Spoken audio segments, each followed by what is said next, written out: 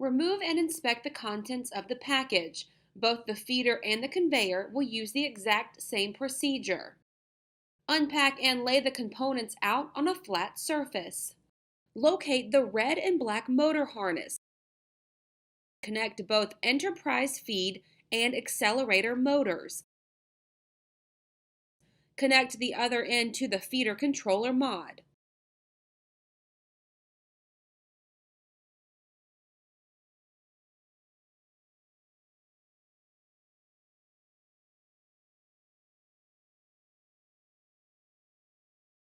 Locate the blue and black harness and connect one end of the feeder controller mod and the Enterprise power harness PCB.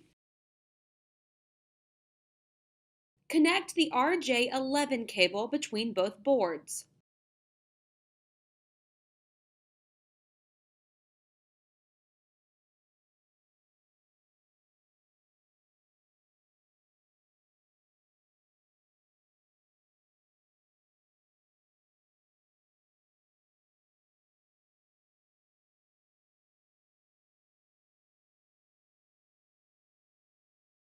Connect the power supply to the Enterprise power harness PCB.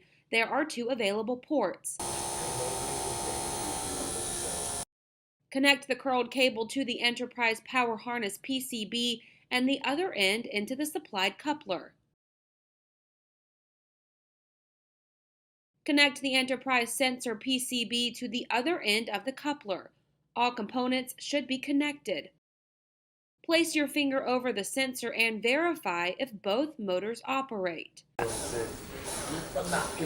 Now that you've successfully built the feeder outside of the feeder, isolate and repair the feeder or conveyor.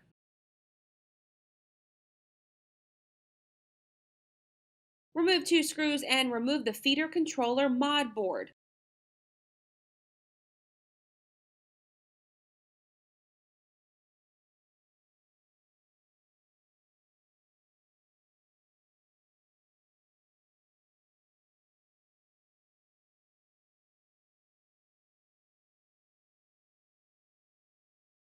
Unseat and disconnect the RJ11 connector. Remove two screws and remove and unseat the Enterprise power harness PCB.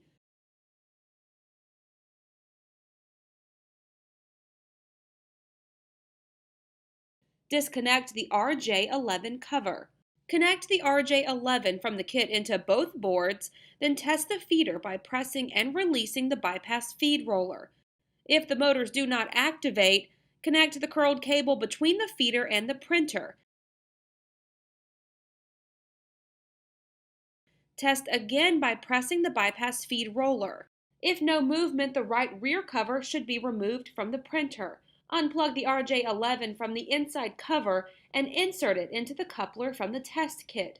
Press and release the feed roller. If no movement, connect the coupler to the printer side of the curled cable and the LED sensor to the other end.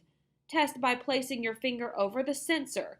If movement does not occur, the issue is the sensor. Replace your sensor.